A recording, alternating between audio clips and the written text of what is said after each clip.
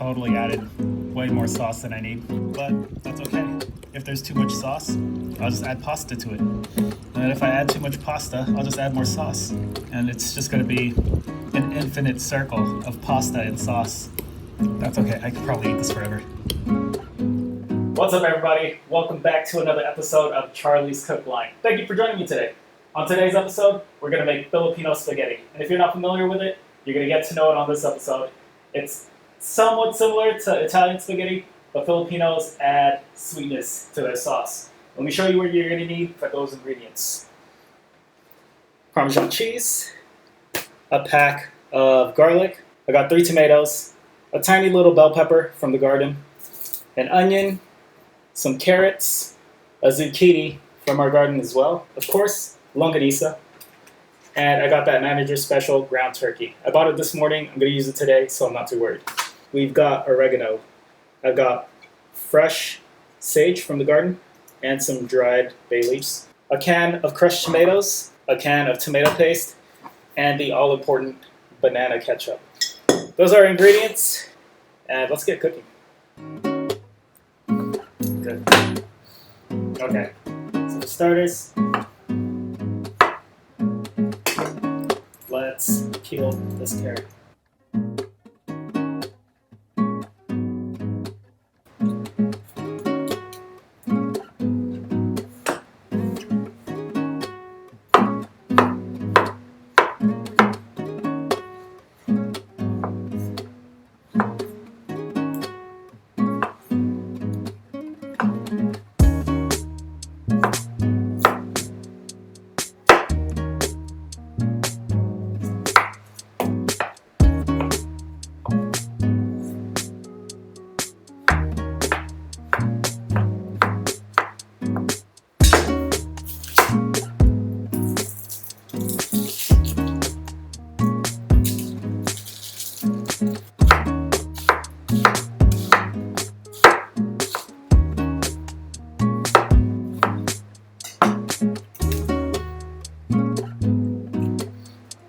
Alright, so I just roughly chopped these vegetables because I'm going to throw them into a blender.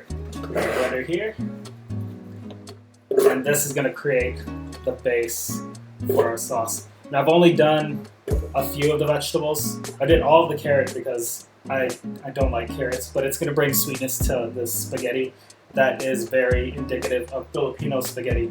So these are going to get blended up into the base of our sauce. These tomatoes we're going to chop roughly, and this zucchini will also get chopped roughly. Oh, and the rest of our onion, and I'm going to throw a few garlic cloves into that sauce as well.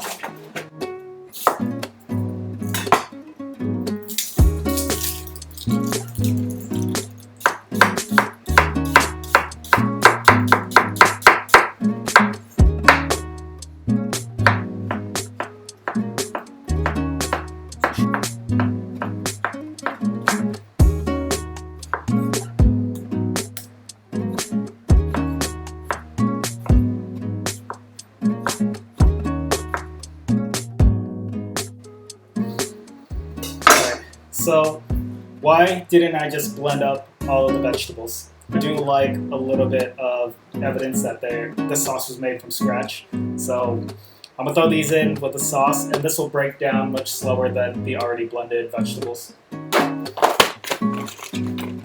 And as many garlics as your hands can grab.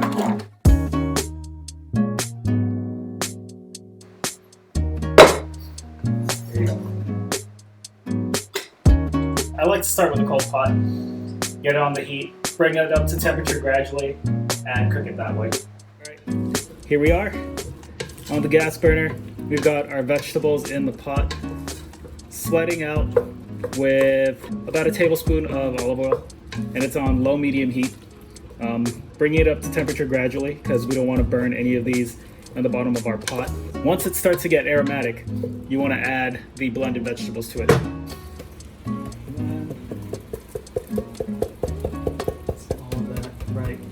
If you have any leftover vegetables on the side of your blender, just add some water. Get all those flavors in there. Now we're gonna add some salt. It's a healthy pinch of sea salt.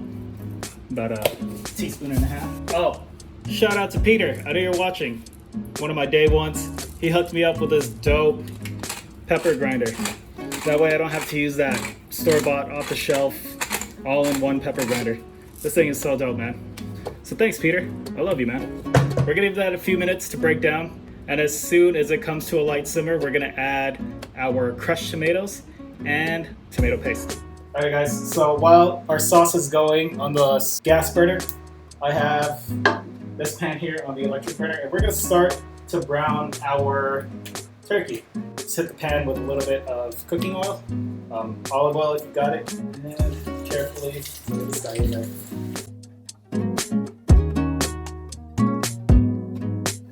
Okay, we're back over here with our sauce because I can hear it bubbling. At this point, we're gonna wanna add our crushed tomatoes, our tomato paste, and all of our Italian seasonings. Crushed tomatoes go in. Let's go about a tablespoon of tomato paste. I added a tablespoon and a half, and I'm gonna add another half tablespoon to that. So a total of 2 tablespoons tomato paste into our sauce. And at this point, I've turned my pot down to a low simmer. We need to come back and stir this maybe every 5 to 10 minutes to make sure nothing's sticking to the bottom of your pot. Because once you scorch that, it gets into the entire sauce. So you gotta start over and throw away all this awesome work that you've already worked on. Herbs going in.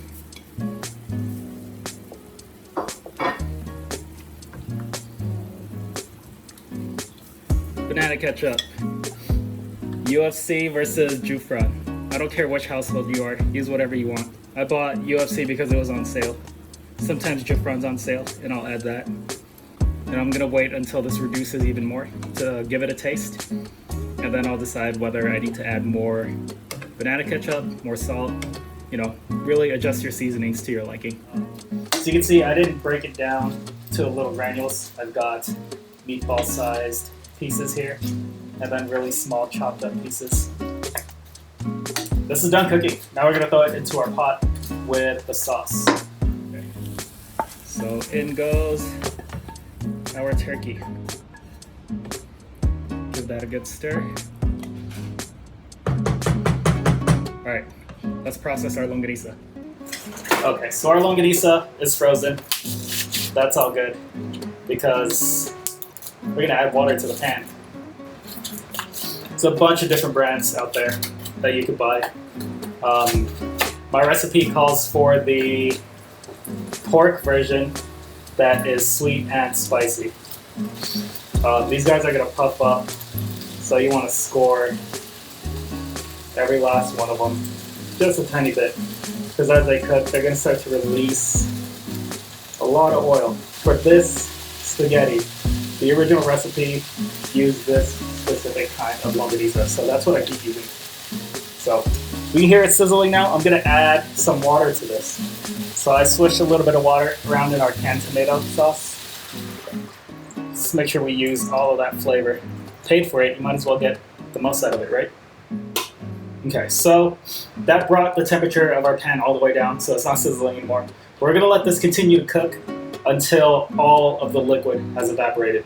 At that point, you're gonna start to see this longanisa caramelizing, releasing all of its oils, and it's gonna splatter a bunch, so be careful. So I moved the longanisa over to the gas burner because it would just take too long to cook here on the electric.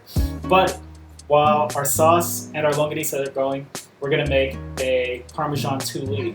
And essentially what we're gonna do is we're gonna render out all the fat from this Parmesan.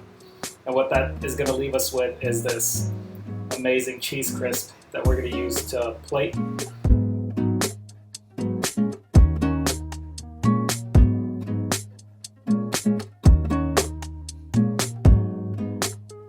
We're almost there. We've got brown edges. Still, don't touch it. It's not ready yet. We need maybe another 1 to 2 minutes. So don't leave. Stand by as soon as you're at this stage and watch the magic happen.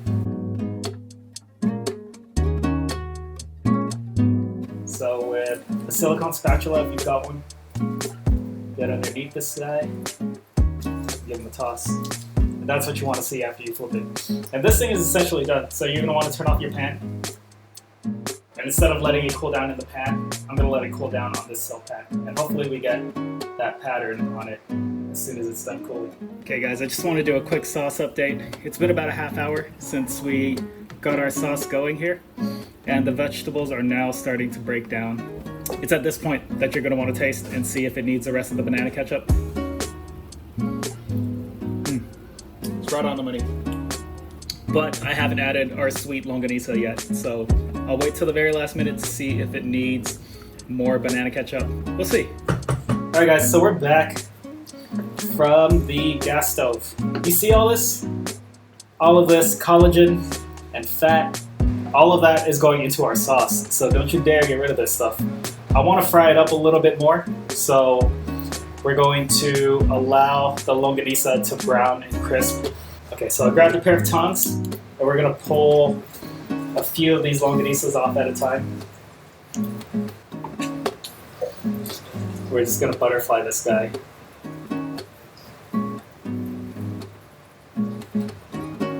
Just like that. Put it face down into our frying pan.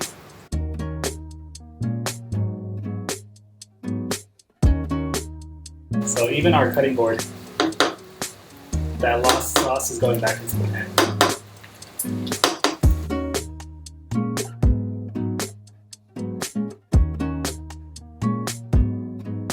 Alright guys, this longanisa is done.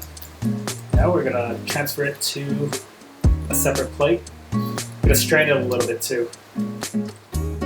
And then all of the leftover caramelization, we're still gonna make use of.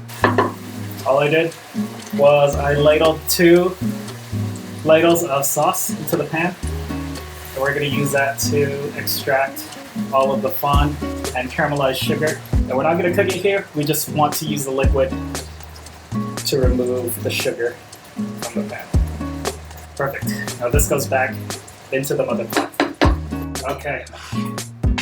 So our longanisa has cooled down enough to where you can handle it. So now I'm just gonna roughly chop these guys up and get them ready for the sauce.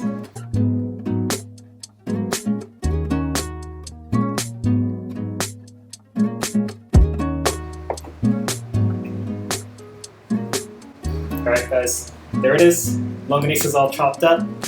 Let's introduce it to the sauce pot. Alright, here we are. Let's give this a little stir. Make sure it's not burning on the bottom. Nice. Alright, longanisa's going in.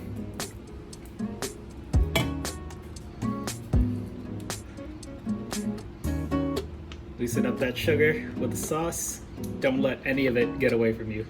Now it's at this point you want to turn your pot down to low and just let all of these flavors introduce themselves to one another and come together and make this amazing Filipino spaghetti sauce. In about 15 to 20 minutes this will be ready. So while we wait for that, let's start working on our pasta noodles. I'm going to show you a hack that I like to use for cooking dry pasta noodles. So right here, this is the frying pan that I cooked the longanisa in, by the way. I'm serious about getting all of that flavor, so I'm reusing this pan because it's got a ton of flavor in it.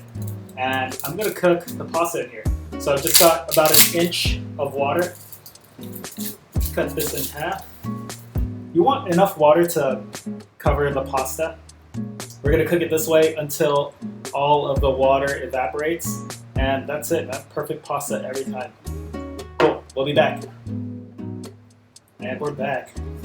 This took about 7 minutes. I'd say we've got maybe another 2 to 3 minutes. All right, now it's ready. Okay.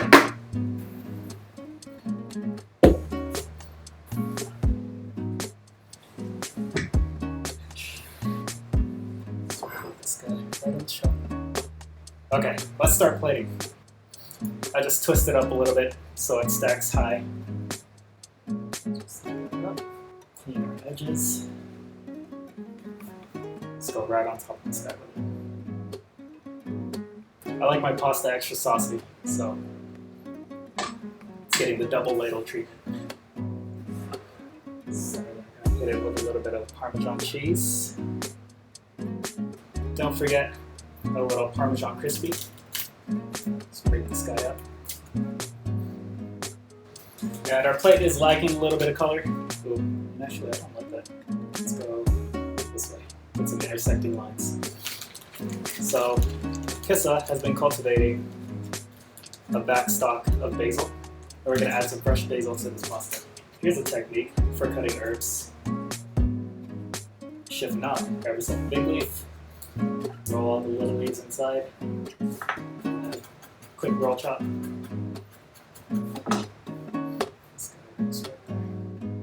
Does that look amazing or what?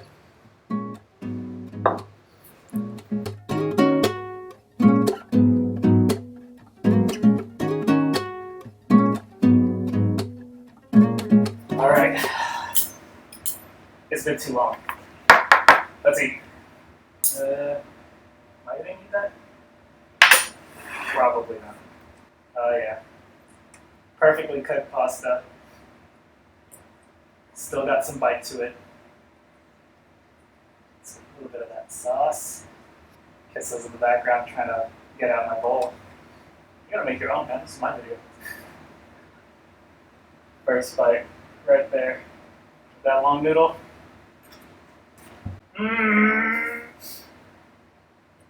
It's good. It's good, guys. I don't know why I waited so long to make this. Really good. I got a ton of extra pasta sauce left over, so this legit will not even be my first bowl. I'll probably have a second helping. Oh yeah. Super meaty because you get ground turkey in every bite, and then occasionally you'll get a piece of that longanisa, and now the spices starting to kick in. Gets you right here. Let's have a bite of our little crisp. Saltiness from the Parmesan chili. Exactly what the pasta sauce needs. Like I said, Filipino spaghetti sauce is like a little bit on the sweet side. You get salty with the sweet, and then you add the spice, just tons of flavor from the longanisa. Man, it all comes together so nicely. It